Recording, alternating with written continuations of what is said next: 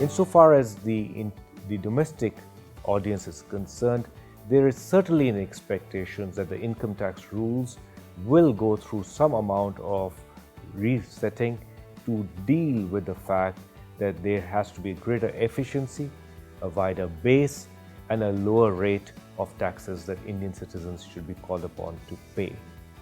And finally, I think there is also the need to understand as to how this union budget will help integrate some of the moves towards making India a GST economy. The budget 2017 will have to reassure investors, reassure the citizens of this country, the taxpayers, that this government is there to improve the investment sentiment, help create jobs, and deliver the goods which have been promised by this Modi government to its people.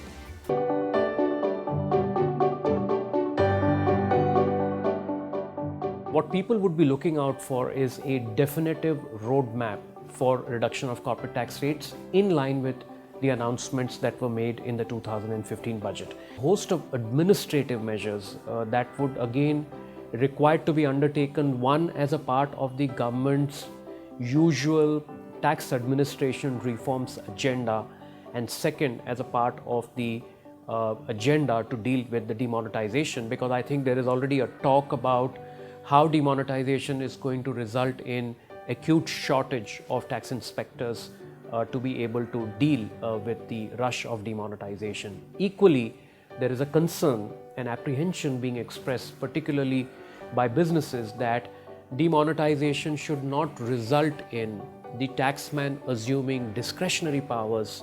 And I am sure that as a part of the administrative reforms, the government ought to do something to be able to not curb, but or curtail, but to be able to manage this balance, because otherwise, if you give a lot of discretionary powers to the taxman, then you are going to result in an overall, challenges for the taxpayers.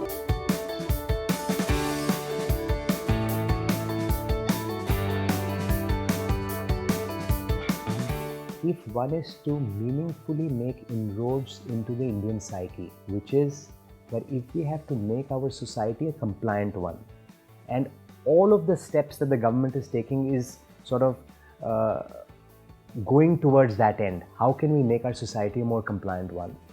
Then it is necessary that the use of analytics is both visible and very, very tangible. So I would like to see analytics come on the back of an Aadhaar-based, PAN-based digital ecosystem that the government is trying to create. I think the government should find it within itself, in this budget itself, to reward the honest taxpayer. Now, this could take very many shapes and forms. You could cause the tax rate to go down. You could cause the maximum marginal tax rate to go down. You could cause an increase in the exemption limit if you want to make it more equitable for the smaller taxpayer. You could indicate very clearly a direction for reduction of tax rate. So for example, you could say something like the tax rate for 2017-18 will be down to 30%, cancelling all the surcharges, and then the tax rate for 2018-19, if all goes as per plan, will be 27.5%. So that very clearly indicates to the corporates, indicates to the taxpayer that there is a direction in which we are going, and that direction is a result of the steps that one is taking. That also helps foreign investors particularly to plan their entries into India. Yeah, I think this union budget's an interesting one because from an indirect tax standpoint, we all know that we are waiting for the much awaited GST law. So this current budget will be focused on the customs law because that is obviously not getting subsumed into GST.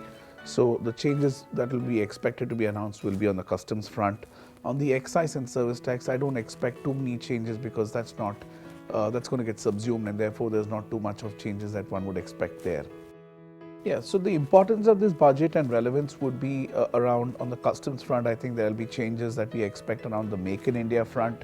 So the government, in order to encourage Make in India and manufacturing in the country, typically increases the customs duty on finished products and reduces the rate on components. So I do expect changes on that front. Also, what we expect is that some changes will happen on the excise and service tax law, where they will talk about past assessments and procedures, because as we transition into GST, there may be a fresh amnesty scheme, there may be some ways that they will accelerate the backlog of pending disputes.